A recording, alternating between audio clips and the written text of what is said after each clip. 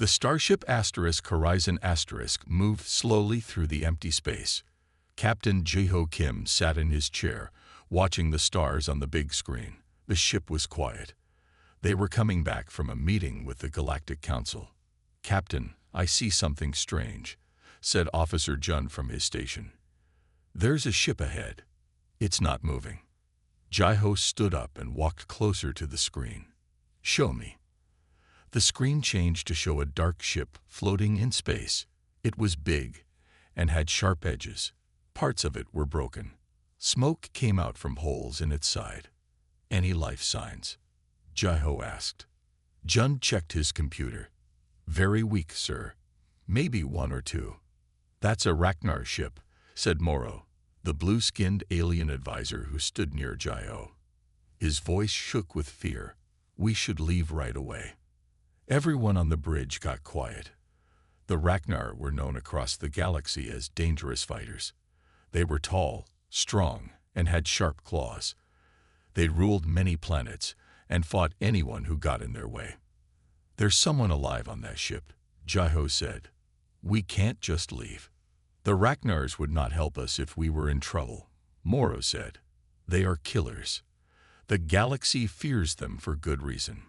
Jae-ho looked at the broken ship again. "Send a message. See if they answer." Jun tried, but no one replied. "I'm going to check it out," said Hana Park, the security chief. She was tough and brave. "I'll take a small team." "Be careful," Jae-ho told her. "Call for help at the first sign of danger." Hana and her team of 4 got into a small shuttle. They flew to the Ragnar ship and found a way inside through a broken door. The inside of the ship was dark. The air was thin. Hana and her team turned on their lights and walked slowly through the halls. "The ship's engine room is destroyed," said Ta-Wu, the engineer on the team. "Someone attacked them." They found dead Ragnars in the halls. The big aliens had fought hard before dying. "Captain, we're finding more bodies," Hana said into her radio. "Looks like they were attacked by surprise." "Any survivors?" Jae-ho asked. Hana's team reached the middle of the ship. There was a small room with a special door that was still working. The door had many locks. "We found something," Hana said. "Hold on." She opened the door carefully. Inside, hiding under a blanket in the corner, was a small creature. It looked like a Ragnar, but was much smaller. It had the same gray skin and beginning of claws, but its eyes were bigger and filled with fear. It's a child," Hana said, surprised. "A Ragnar child." The little Ragnar made a soft noise and tried to hide more under the blanket. "Captain, we found one survivor," Hana said. "It's a Ragnar cub." Back on the horizon, the crew started arguing. "We can't bring that thing on our ship," said Officer Lee. "It will grow up to be a killer." "It's just a child," said Sunma, the medical officer. "It needs help." Moro shook his head. "You don't understand. The Galactic Council would never approve. Ragnar cubs are dangerous even when small." Jae-ho listened to everyone. Then he made his decision. "Hana, bring the cub to our ship," he said. "Sunma, prepare the medical bay." "Captain, I must officially warn against this," Moro said. Jae-ho looked at him. "Noted, but I won't leave a child to die, no matter what species it is." Hana approached the little Ragnar slowly. "It's okay," she said softly. "We're here to help." The cub looked at her with big, confused eyes. It had never seen humans before. After a moment, it reached out one small clawed hand. The choice was made. The humans would save the apex predator's cub when everyone else had left it to die. The little Ragnar cub sat on the exam table in the medical bay. It looked around with big eyes. Sunma, the doctor, moved slowly as she checked the cub. "Is it hurt?" Captain Jae-ho asked. "No major injuries," Sunma said, "but it needs food and rest. It's scared." The cub made a small clicking sound. Its gray skin had a soft glow. When it saw Jae-ho looking at it, it tried to make itself smaller. "What should we call it?" Sunma asked. "Let's call it Tal," Jai-Ho said. It's short and easy. Jun-Ho Ba, the ship's diplomat, walked into the room. His face was serious. Captain, I found something on the Ragnar ship's computer, he said. You need to see this. They went to a small room. Jun-Ho showed them a video on the screen. The large female Ragnar appeared. She wore armor with special marks.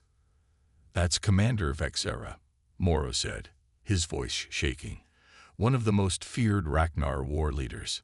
The Ragnar spoke in a deep voice. A computer translated. This is Commander Vexera of the Ragnar High Command. Our ship was attacked while I was taking my offspring to our homeworld. If anyone finds this message, I ask for help for my cub. I have enemies who want to hurt my family line. Please take my child to Calusfor. The Ragnar will reward you. The message ended. The cub is the child of a famous Ragnar commander, Jun-Ho said. That makes it even more dangerous, Moro warned. Jai-Ho frowned. Did the ship send out a distress call before we found it? Jun-Ho nodded. Yes, and that's the strange part. I checked the records. 6 different ships from 5 different species received the call. None of them came to help. 6 ships ignored a call for help. Jai-Ho was shocked. That breaks the space rescue law. I contacted my friend in the Galactic News, Jun-Ho said. He sent me this. He showed another video. A green alien with 4 eyes was speaking to a reporter. Yes, we received a distress call from a Ragnar ship, the alien said. We knew it had a cub on board. That's why we didn't help. The galaxy is safer with 1 less Ragnar. Everyone agrees on this. The room was quiet. They left the cub to die on purpose, Sun Mai said, her voice angry. Jai-Ho looked through the window at the small cub in the medical bay. Tal was trying to eat some food that Sun Mai had left.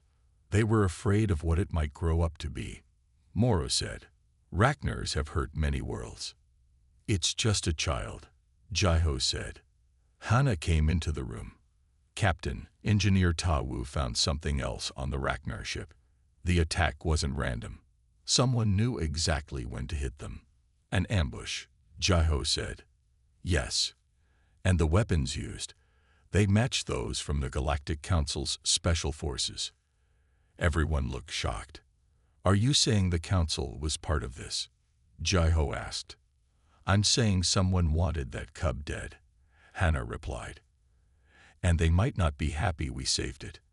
At that moment, a message came in. A man in a fancy uniform appeared on the screen. Captain Kim, this is Admiral Wong of Earth Command. We've received a formal complaint from the Galactic Council. They say you have taken a dangerous creature on board. Is this true? Jai-Ho stood straight. Yes, sir. We rescued a Ragnar cub from a destroyed ship. It was the only survivor. The Admiral looked worried. The Council is demanding we hand it over to them immediately. Sir, with all respect, Jai-Ho said, I believe they wanted this cub dead. We have evidence that multiple ships ignored its distress call, and the attack may have been planned. That's a serious claim, Captain. I know, sir, but I can't give the cub to people who try to kill it. In the medical bay, Tal watched Ta-Wu as he fixed some equipment. The engineer smiled at the cub. After a moment, Tal made a small noise that sounded almost like a laugh. What will happen now? Sun Mai asked quietly. Jai-Ho watched the cub and Ta-Wu. I don't know, but we're not going to do what everyone else did. We're not going to forsake it. 3 days passed. The Horizon stayed in the same area of space. Captain Jai-Ho waited for orders from Earth Command. Tal was doing better. The little Ragnar cub was eating more and seemed less scared. Ta-Wu, the engineer, spent a lot of time with the cub. He made small toys for Tal to play with. Look at this, Ta-Wu said to Sun Mai. He showed Tal a simple puzzle. The cub looked at it, then used its small claws to solve it quickly. That's amazing, Sun Mai said. Tal is very smart. Smarter than we thought. Ta-Wu agreed. I don't think Ragnars are just the fighting monsters everyone says they are. The ship's alarm suddenly rang. Jiho's voice came over the speakers. All senior staff to the bridge now. When they got to the bridge, they saw a big ship on the screen. It was shiny and had the Galactic Council's symbol on its side. That's the Justice Asterisk, Morrow said. The Council's main diplomatic ship. The screen changed to show a tall alien with purple skin and 4 arms. He wore fancy clothes with many badges. I am High Counselor Zevnar, he said. I speak for the Galactic Council. Captain Kim, you have something that does not belong on your ship. Jiho stood tall. We have a child we rescued from a destroyed ship. That's all. Zevnar's eyes narrowed. That child is a Ragnar, the most dangerous species in the galaxy. You will hand it over to us now. And what will happen to Tal if we do that? Jiho asked. Tal. You named it. Zevnar looked surprised. It will be taken to a secure facility. For the safety of all. Junho, the diplomat, whispered to Jiho. He's lying. I can tell from his eye movement. Jiho nodded slightly. I'm sorry, Counselor, but I can't do that. Earth law says we must protect all children, no matter their species. Zevnar's face turned darker purple with anger. This is not a request, Captain. This is an order from the Galactic Council. I need to talk to my government first, Jiho said. You have 1 Earth day to hand over the Ragnar, Zevnar said. If you do not, the Council will place sanctions on all Earth ships and colonies. Your people will suffer because of your foolish kindness. The screen went black. He can't do that, can he? Sunma asked. He can, Junho said. The Council has that power. Jiho turned to his crew. We need to talk to Earth Command again. Later, in a private call, Admiral Wong looked worried. Captain, this is a big problem. The Council is serious about those sanctions. It would hurt many Earth people. Sir, I believe they want to kill the cub, Jiho said. We found more evidence. The attack on the Ragnar ship used weapons that only Council special forces have. Do you have proof? Tagu found parts of the weapons. And there's more. Tal is very intelligent. Watch this. Jiho showed a video of Tal solving puzzles and learning to draw simple shapes. Ragnars aren't just fighters, Jiho said. They're smart. Maybe that's why some people fear them so much. Admiral Wong was quiet for a moment. Captain, officially, I have to tell you to hand over the cub. Jiho's heart sank. But off the record, Wong continued. I think you're right. Do what you think is best. If things go bad, Earth Command will say you went against orders. I understand, sir, Jiho said. Thank you. After the call, Jiho gathered his senior staff. We have a choice to make, he said. Give Tal to the Council and save ourselves trouble, or keep protecting the cub and face big problems. They'll hurt Tal if we give him up, Tawu said. He had grown close to the cub. What if we take Tal home? Hannah suggested. To the Ragnar homeworld, Callus 4. That's far away, Minho, the science officer, said. And in dangerous space. Jiho looked at each of his crew members. I won't order this. It's too risky. I need volunteers only. One by one, every person raised their hand. In the medical bay, Tal watched the stars through a small window. The cub didn't understand the danger it was in. It didn't know that humans were the only ones standing between it and death. We have our answer then, Jiho said. We're going to Callus 4. The Horizon moved away from the Galactic Council ship in the dark of night. They turned off most of their lights and used very little power. This way, they hoped the Council would not see which way they went. Set course for Callus 4, Captain Jiho said. Use the long way through the Mist Nebula. We need to stay hidden. That will take twice as long, Jun said from his control panel. Better slow than caught, Jiho replied. Junho came to the bridge. I sent a message to Earth Command. I told them what we are doing, but I used a special code. The council won't understand it. Good work, Jai-Ho said. Now we turn off all outside messages. Complete quiet. In the days that followed, the crew worked to make their ship harder to find. Engineer Ta Wu changed the way the engines worked so they made less heat. This would make the Horizon harder to see on scanners. Tal stayed in a special room that Sun Mai and Tai Wu made. It had things for the cub to climb on and puzzles to solve. Tal was learning fast. The cub could now understand some human words. Food, Ta Wu would say, holding a plate. Tal would make a clicking sound and point at the plate. Smart little one, Ta Wu said with a smile. One day, Hannah came to see Tal. She watched as the cub played. Tal needs to learn to protect itself, she said to Ta Wu. If we get to Calis-4, there will be other Ragnars. Tal must be ready. But Tal is just a child, Ta Wu said. A child who needs to be strong. Hannah started to teach Tal simple fighting moves. At first, the cub didn't understand. But soon, Tal was copying Hannah's moves. See those claws, Hannah said to Ta Wu. They're not just for show. Ragnars are fighters by nature. Min-Ho, the science officer, spent time studying everything they knew about Ragnars. He found old reports and stories. One night, he asked to see Captain Jai-Ho. Captain, I found something interesting, Min-Ho said. He showed Jai-Ho a very old video. It showed Ragnars working together to build a huge city. They were helping each other, not fighting.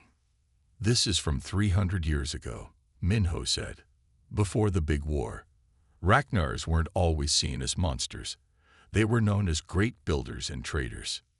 What changed? Jai-Ho asked. The records aren't clear, but it seems they were attacked by many other species at once.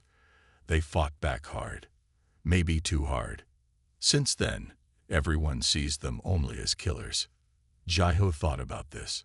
So the scary stories about Ragnars might not be the whole truth. I think, Min-Ho said carefully, that Ragnars are very loyal to those they trust, and very dangerous to those who hurt them. The Horizon traveled for 10 days. They'd moved slowly and carefully. They passed through the beautiful Mist Nebula, where gases made colors in space. Tal loved to look at the nebula. The cub would press its face to the window and make happy sounds. We're halfway to Calis-4, Jun told the captain. No sign of council ships following us.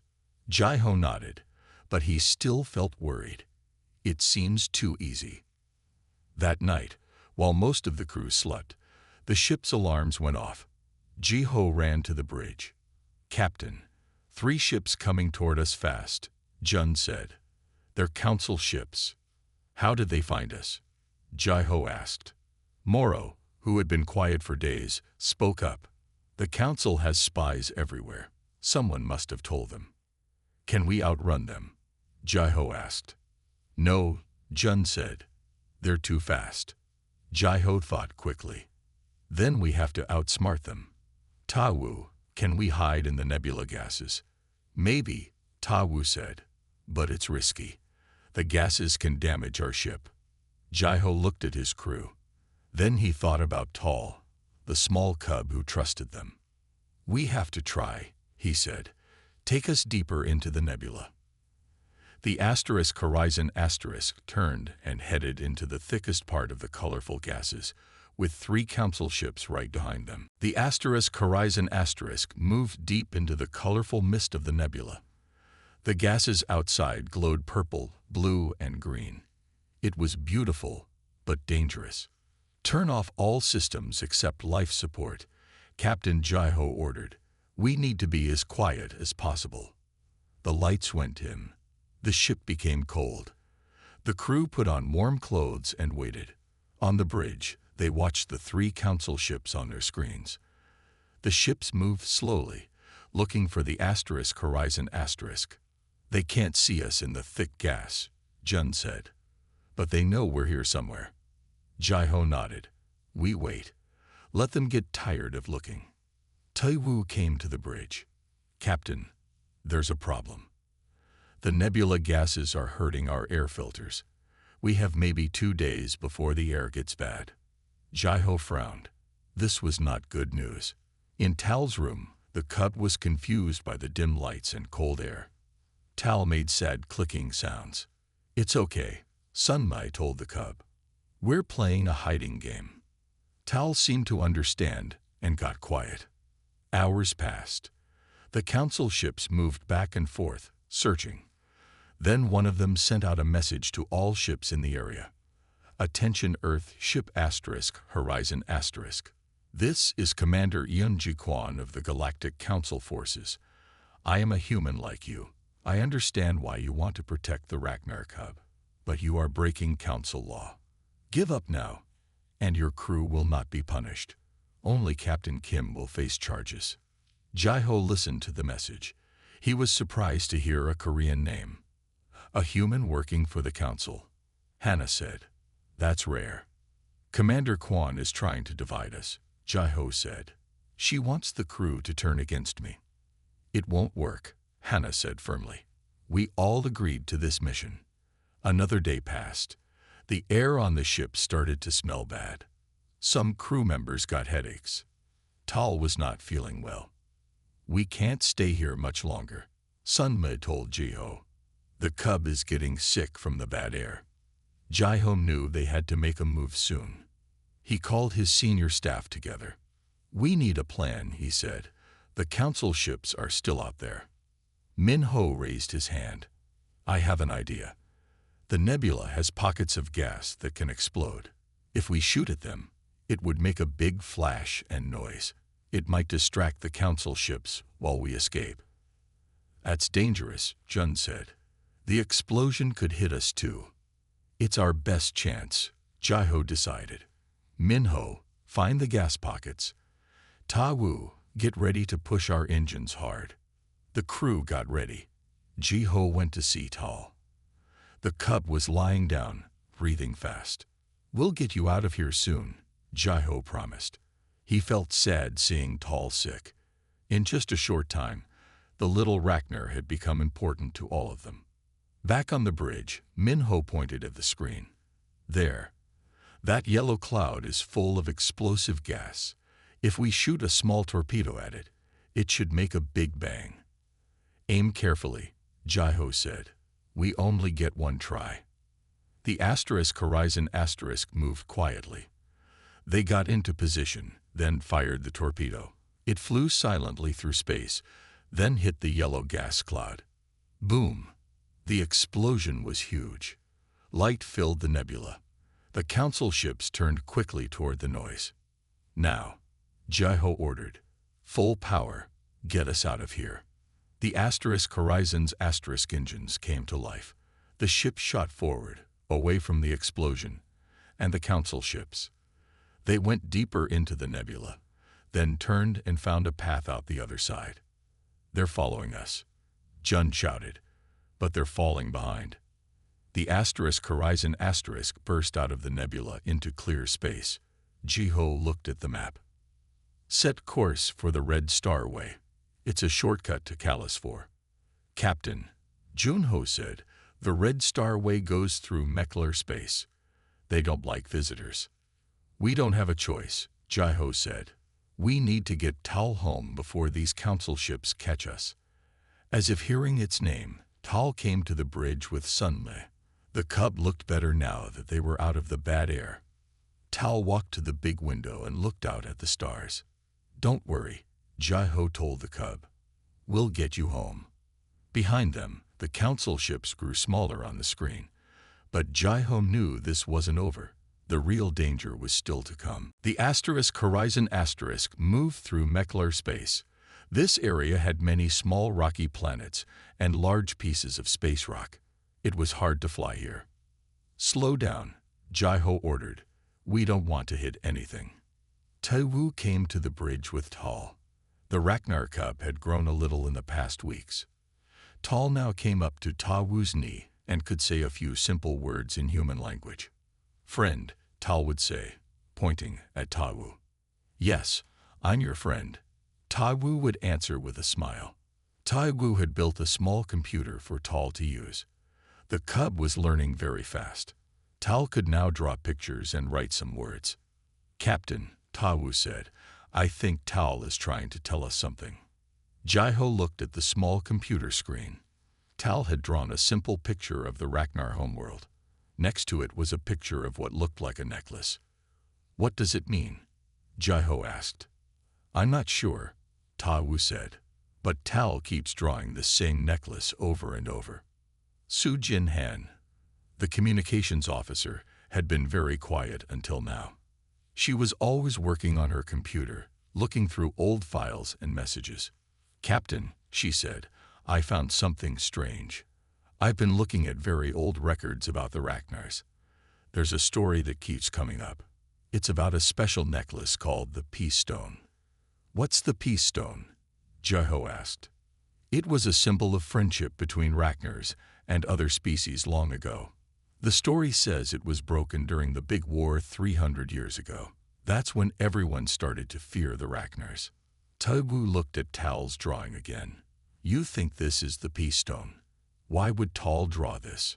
Tal made clicking sounds and pointed at the picture. "Wait," Su Jin said. "Commander Vexera, Tal's mother, was wearing something around her neck in that message we found. Let me check the video again." She played the video of Tal's mother. Around her neck was a chain with half of a strange stone. "That's it," Su Jin said. Tal's mother had half of the Peace Stone. Jaiho looked at Tal with new understanding. Tal's mother wasn't just taking her cub home. She was on a peace mission. "And someone didn't want that peace to happen," Hannah said. "That's why they attacked her ship." This changed everything.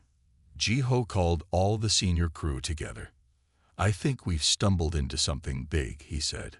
"What if the Ragnars have been trying to make peace, but someone in the council doesn't want that?" "It makes sense," Junho said. "If Ragnars and other species made peace, the council would lose some of its power. They need the fear of Ragnars to stay strong." "But why kill a cub?" Sunmai asked. "Because Tal is the child of an important leader," Minho said. "And now, thanks to us, Tal knows the truth about the Peace Stone." They all looked at Tal. The cub was sitting quietly, watching them with big eyes. "We need to tell this story to everyone," Jaiho said. "Su Jin, prepare a message with everything we've learned. Send it to every ship and planet we can reach." "The council will be very angry," Moro warned. "Let them be angry," Jaiho said. "The truth is more important." Suddenly, alarms went off. Jun checked his screen. "Captain, 6 ships coming our way fast." "Council ships?" Jaiho asked. "No, sir. They're Meklar ships. We've been spotted in their space."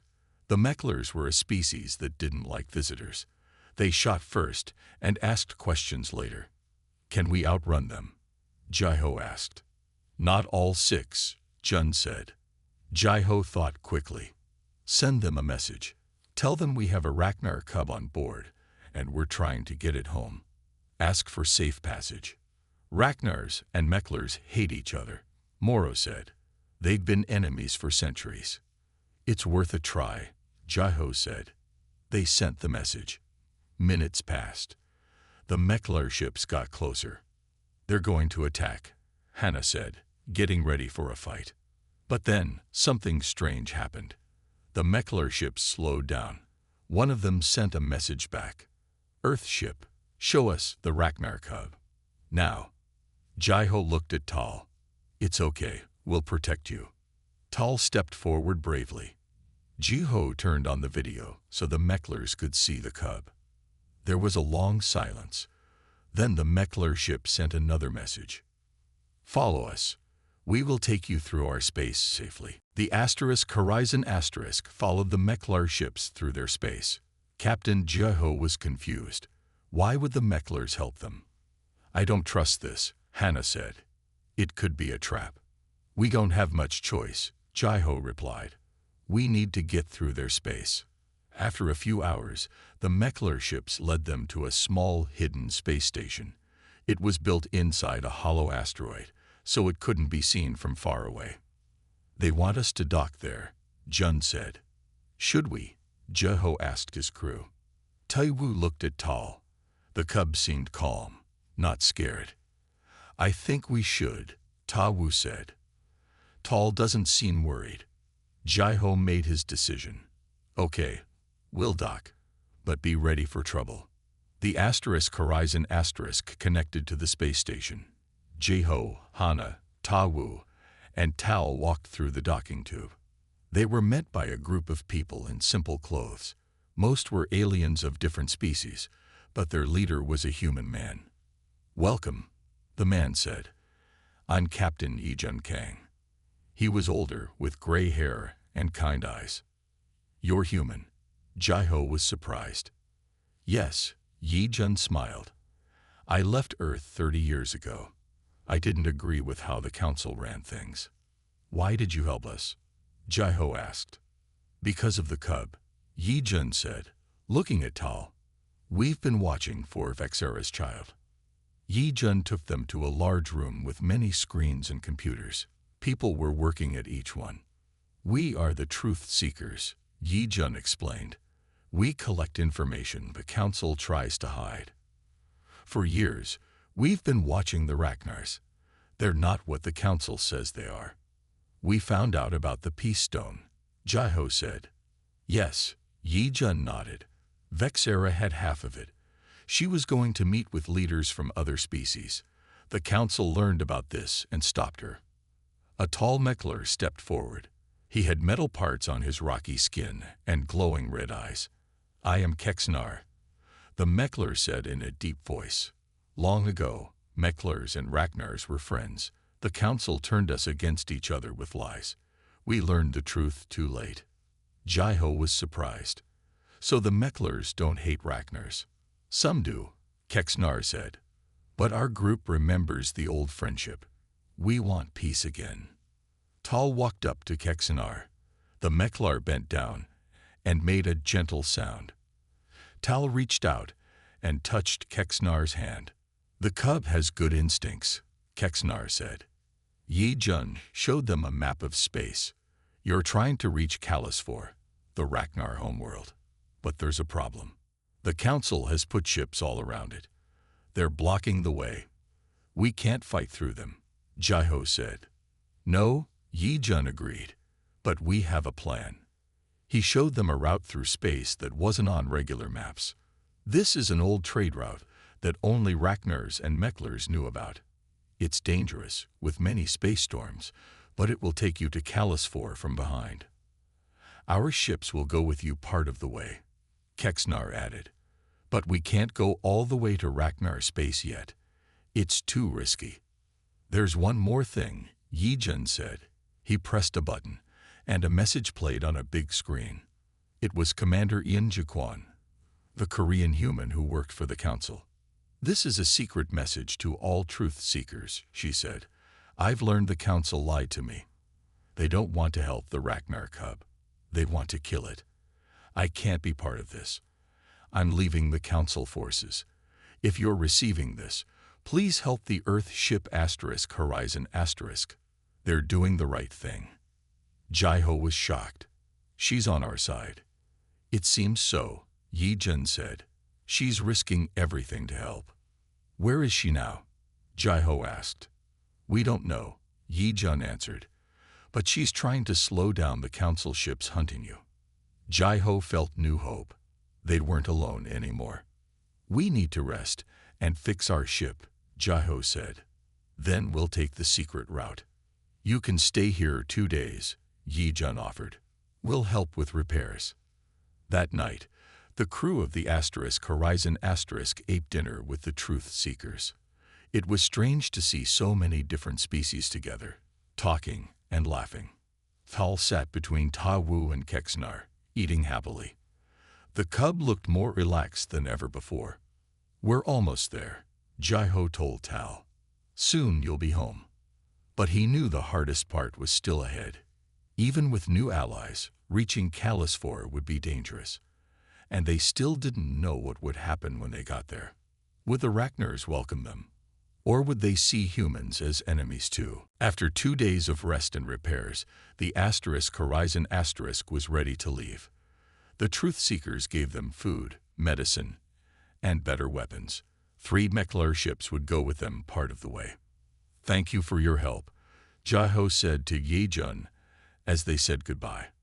"Good luck," Yejun replied. "What you're doing is important. It could change everything." The Horizon and the Meklar ships left the hidden station. They followed the secret route through space. It was a hard journey. There were strong space storms that shook the ships. Strange lights filled the darkness. But they kept going. After 5 days, they reached the edge of Ragnar space. The Meklar ships had to turn back. "This is as far as we can go," Kexnar told them. "Ragnar patrol ships would attack us if they saw us." "We understand," Jiho said. "Thank you for your help." The Horizon continued alone. They were close to Callus 4 now. Tal seemed to know they were near home.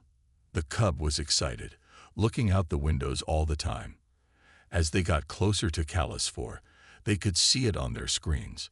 It was a big planet with 3 small moons. But there was a problem. Many council ships were around the planet, stopping anyone from going in or out. "It's a blockade," Hannah said. "They've trapped the Ragnars on their own world." "How do we get through?" Jiho wondered. Suddenly, a message came in. Jiho was surprised to see Commander Yun Jikwan's face on the screen. "Earth ship Horizon *. This is Yin Jikwan. I left the council forces. I'm in a small ship near the 3rd moon of Callus 4. I can help you get through the blockade. Follow my signal." "It could be a trap," Hana warned. "I don't think so," Jiho said. "I think she really wants to help." They followed Yunji's signal to the dark side of the 3rd moon. Her ship was small and plain, with no council marks on it. "The council thinks I'm still working for them," Yunji told them when they met. "I know when the blockade ships change positions. There's a small gap we can use to get through." "Why are you helping us?" Jiho asked. "Because it's right," Yunji said simply. "The council lied to me. They said they wanted to help Tal, but they really wanted to kill the cub. I won't be part of that." Together, they made a plan. When the blockade ships moved to change position, there would be a small opening for just a few minutes. The Horizon would have to move fast to get through. "What about you?"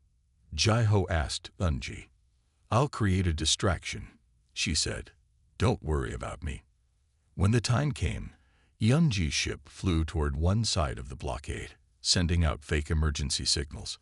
Some of the council ships moved to check on her. This made the gap in the blockade bigger. "Now," Jiho ordered. The Horizon pushed its engines to full power and raced toward the gap. Council ships saw them and started to fire. Shots hit the Horizon's shields. "Shields at 60%, Jun shouted. They were almost through when a big council ship moved to block them. It was too late to stop or turn. "Brace for impact," Jiho yelled. But just before they hit, something amazing happened. The big council ship was hit by shots from behind. It moved aside, engines damaged. On the screen, they saw another ship.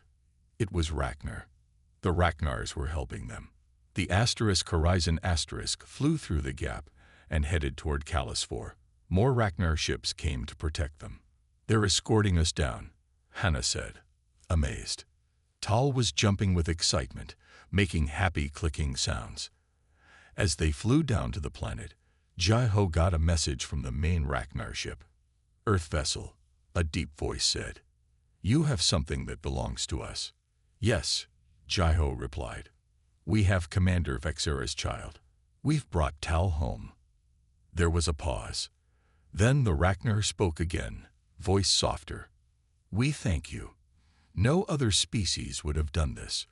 Land at the coordinates we're sending. You will be welcomed."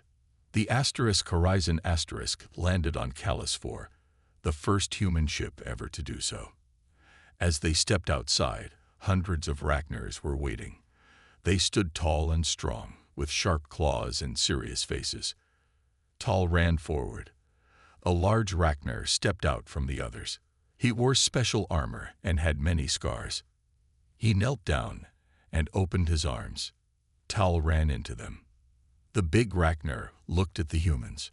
"I am High Commander Rector, Tal's uncle. You have done what no one else would do. You have saved one of our young." Jaiho stepped forward. "We did what was right, and we learned much on our journey. Your people have been wrongly feared." Rector nodded. "Perhaps it is time for that to change." The Ragnars took the humans to a great hall in their main city. The buildings were tall and strong, made of dark stone with beautiful carvings. Everything was built to last for many years. Inside the hall, hundreds of Ragnars watched the humans with curious eyes. Humans had never been welcomed here before. High Commander Rector stood on a raised platform. Tal sat next to him, looking proud. The cub had come home. "Let all know that these humans saved one of our own when all others turned away." Rector's voice filled the hall. "They faced great danger to bring Tal home. We will not forget this." Jaiho stepped forward. "We did what we believed was right, but we also learned important things on our journey. We know about the Peace Stone. We know your people want peace, not war." Murmurs filled the room. Rector raised his hand, and everyone got quiet. "It is true," he said. "Vexera, Tal's mother, was trying to restart peace talks. She had half of the ancient Peace Stone, but she was killed for it. The council doesn't want peace between your people and others," Jaiho said. "They use fear of Ragnars to keep their power." Rector nodded. "Yes. For too long, we have been shown as monsters." Telu came forward with a small box. Tal drew pictures of the Peace Stone. "We think it's important." Rector took the box and opened it. Inside was a broken half of a strange stone on a chain. It glowed with soft blue light. "This was Vexera's," he said sadly. "Where did you find it?" "In Tal's things on the destroyed ship," Tawu said. "The cub kept it safe." Tal made clicking sounds and pointed at Tawu. The engineer had been like a parent to the cub during their long journey. "My sister believed that peace was possible," Rector said. "She died for that belief. But thanks to you, her child lives. And perhaps her dream can live too." At that moment, a Ragnar messenger ran into the hall. "High Commander, council ships are moving toward the planet. Many ships."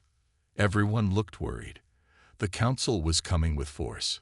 "They want to stop us from talking to each other," Hannah said. "They're afraid of what will happen." "We will fight," Rector said.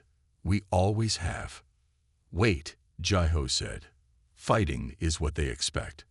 What if we do something different?" "What do you suggest, human?" Rector asked. "Let's talk to them. Show them Tal. Show them that Ragnars are not what they think. And let's share what we've learned about the Council's lies with everyone in the galaxy." Sujin spoke up. "I can help with that. If we use the Ragnar's communication system, we can send our message to every planet and ship." Rector thought for a moment. "It is not the Ragnar way to talk when we could fight. But perhaps that is why we have never found peace." He looked at Tal. "For the young ones, we will try your way." They set up a special message. It showed Tal with both humans and Ragnars. It told the story of how humans saved the cub when everyone else turned away. It showed the Peace Stone and told the truth about Ragnar history. The message went out to the whole galaxy just as the council ships arrived. High Counselor Zevnar sent an angry message. "This is your last chance. Give us the Ragnar cub, or we will attack." Jaiho, Tawu, and Rector stood together with Tal in front of them. The cub was no longer afraid. "The cub has a name," Jaiho said. "It's Tal, and Tal is home now, with family." "The lies are over," Rector added. "The galaxy knows the truth now." Messages started coming in from planets and ships everywhere. Many people were angry at the Council for lying. Some ships left the Council fleet, refusing to attack. Zevnar knew he had lost. "This isn't over," he said before cutting off the message. The council ships pulled back. They didn't attack. They couldn't, now that everyone was watching. 5 years later, a tall young Ragnar stood on a stage next to Tau. It was tall, now almost grown up. They were opening the first Ragnar embassy on Earth. Once, everyone forsook a Ragnar cub to die, except the humans, Tal said in perfect human language. Today, we build a new friendship that will last for many years. Humans and Ragnars together had changed the galaxy. The council was weaker now. Many species were talking to each other without the council's help. On a table in the new embassy sat the peace stone, now whole again. The broken pieces had been joined together, just like the broken trust between species. Sometimes, saving one life can change everything. The humans had shown that compassion was not weakness, it was their greatest strength. And across the stars, other species were learning this lesson too.